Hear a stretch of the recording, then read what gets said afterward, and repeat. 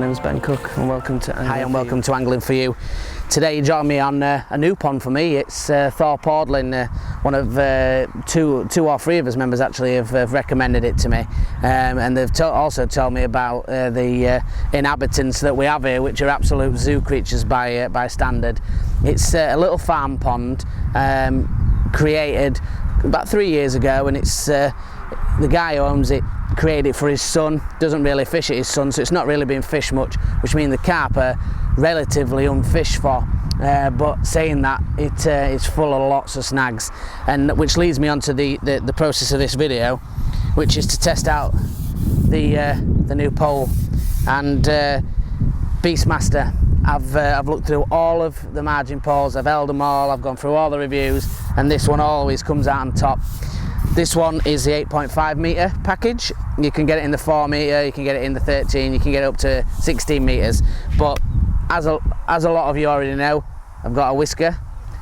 There's no way I want to smash a couple of my top kits through reeds or snags or anything of that nature if I can help it, and I'm sure a few of you guys are exactly the same. So this bad boy cost me £130 and absolute bargain is all I can say. I've had a few fish on it today into double figures.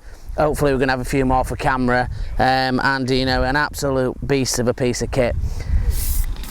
The good things are it comes with 2 kits, which is a great start, and you can it also fits together with the other Shimano top kits as well. The 2 kits that come aren't pre-bush, which is a bit of a downer, and you do have to cut it back, but you know, that way you can get the exact millimetre that you want for your elastics. It will take up to stupid elastics, any size of elastic that you can think of.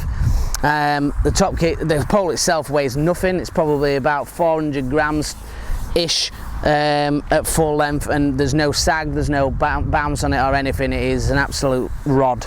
2 top kits that come with it, like I said, they're not bushed, but they are ready to go with side mounts ready to drill in case you want to put in any roller pullers or side bushings.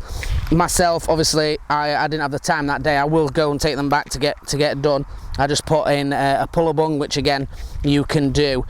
Now the other 2, the number 3 and the number 4 sections also, they both come with the opportunity to put those side pullers into it as well. And what I'll do is I'll just turn them around and show you what's in the ends of it. When it comes as a package, you get these little nose cones that go inside of it, and if you can see them, and inside of them they've got a PVA bush.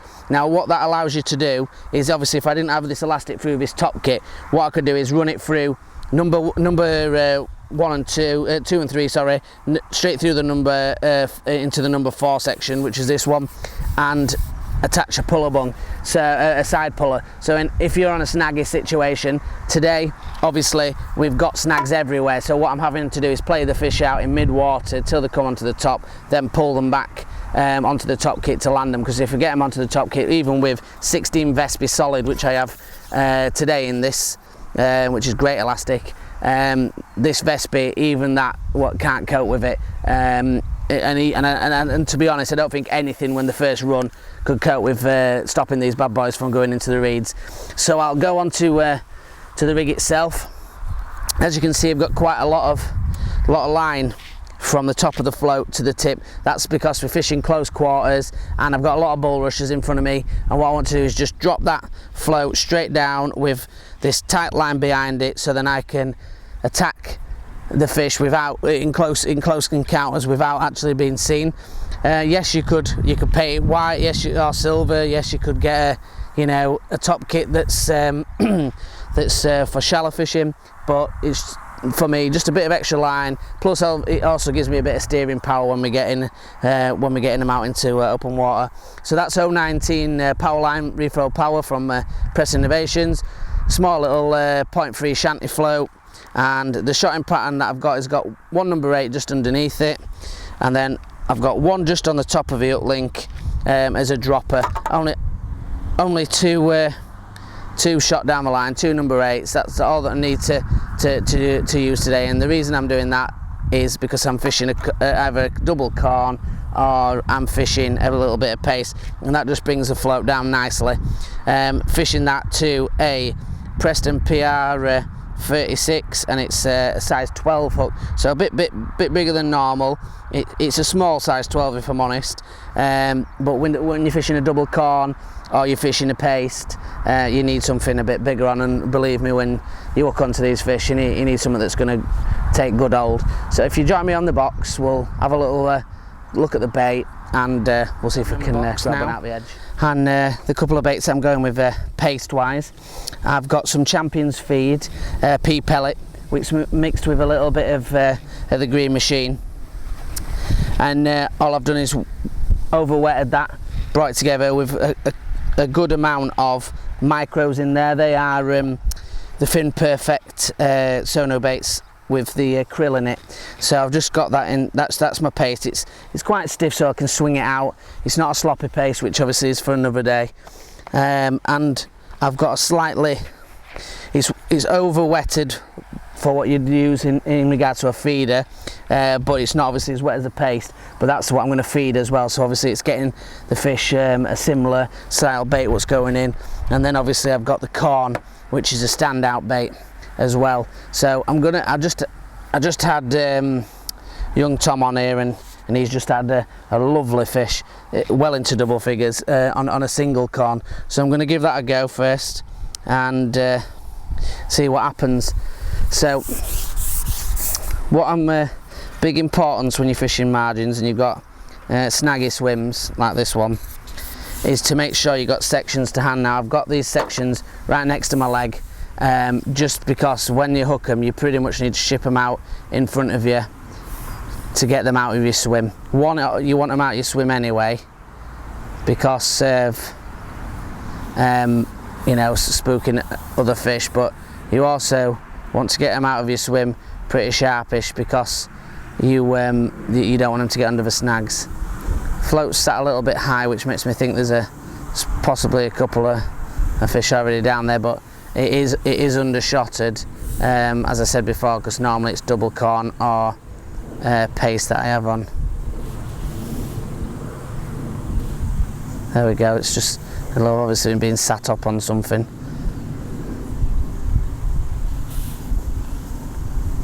So we've just got that line is just out of the water, so try not to lay it on the water if you can. You just want it to just be above the water, with a little bit of tension to the float. So if that float rockets underneath, you can just strike straight up and you're instantly into the fish.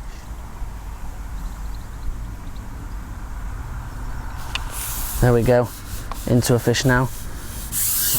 Like I said to you before, got those sections ready to ship out and follow the fish. They're all big fish that's in this pond, and as you can see, this fish is no exception.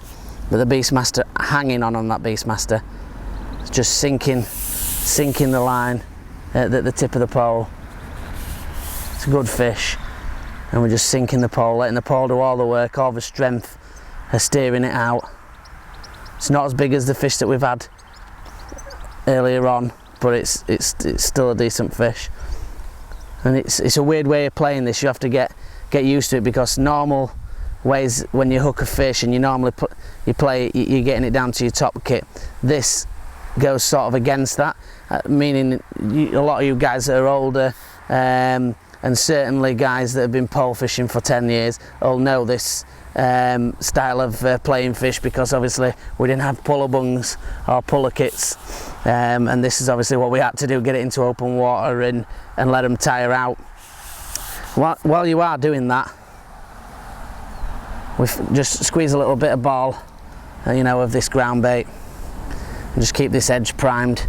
Now the good thing is with this venue at Thorpe Audlin, which as you can probably see is there's lots and lots of reeding around, so it allows you to get a good couple of margin swims. And what I've been doing today is alternating the margin swims between both sides, so it's allowed me to catch good fish from both sides. And you know, that's important when you're fishing margins, is it allows you to rest them and then feed, you know, both sides. But getting their confidence up you know, is key. So we're fishing at a part of a day where it's primarily for margins, you know, late afternoon, and if you're fishing your matches or you're fishing even the pleasure sessions, the afternoon tends to be better. All I would say is just try and feed them up for an hour and fish somewhere else while you can just let them get confident on it. And it's difficult because you see them down there and they're mulling around and you want to get down there and catch them straight away, and I know that feeling. But if you can just withstand leaving them a little bit to get confident, then you get situations like this. Literally done the first part of the talk through of the pole while we've just left it for 5 minutes, you know, and we've caught from an alternated side, and you know, a couple of minutes and the fish is straight onto it.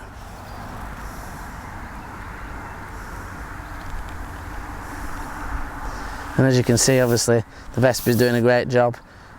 Strong line, decent size hook, and it's just about getting that fish tired out there. As soon as that fish comes into the upper layers and we've seen it get a little bit of oxygen, that's when we're going to get we'll look at getting it back onto the top kit. Not a ginormous fish, this one, but it's, you know, it's still a decent size. But as you can see, they've got plenty of energy, plenty of pace in it, and you get anywhere near these reeds and they'll absolutely do you for breakfast.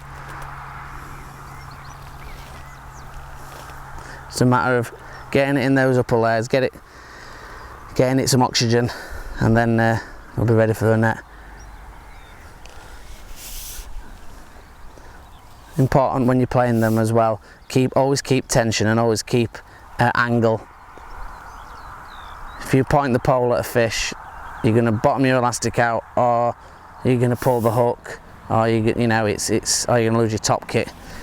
So it's very important to sort of get angle on the fish, and you just, if they start going hard, just sink the tip of the pole, let the water work against it.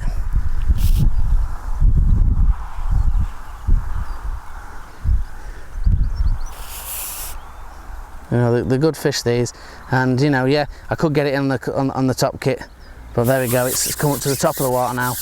I'm going to get that. There you go for its last gasper run. I'm going to get it onto that top kit, strip that elastic down and see if we can get him in the net.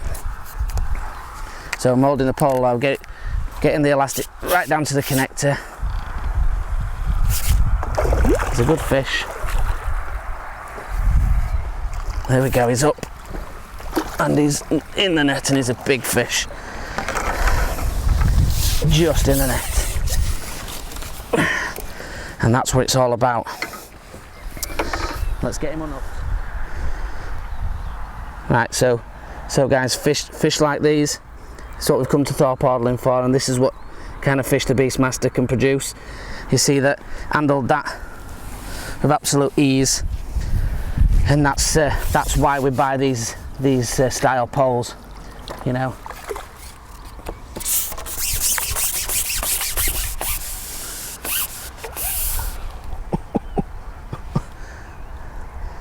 Another big fish on now. Just hook that on paste, and that just proves having those sections right next to you is what you need. And that's a good fish again, I've just seen it. And all we've done there is it was only really a top kit away, but I've had an extra section attached behind. I've got, you know, two sections ready to go straight on. That's a big fish, is this one. It's a good fish, this. It's come straight to the top, which is unusual, makes me a bit nervous, but we'll give it a go and see if we can have it in. Because it's going to have a lung full of air, that's for sure.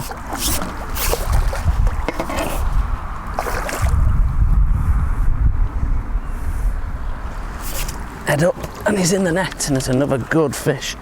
And that just shows you the strength of the Beastmaster and how quickly it can tame these big fish. Now, I'll try and lift him up for you, but I've got a feeling he's going to be angry because he's not been hooked long.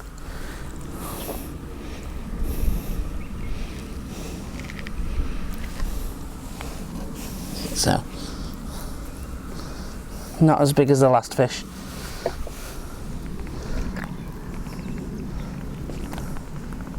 But still a lovely fish. Let's get him back in.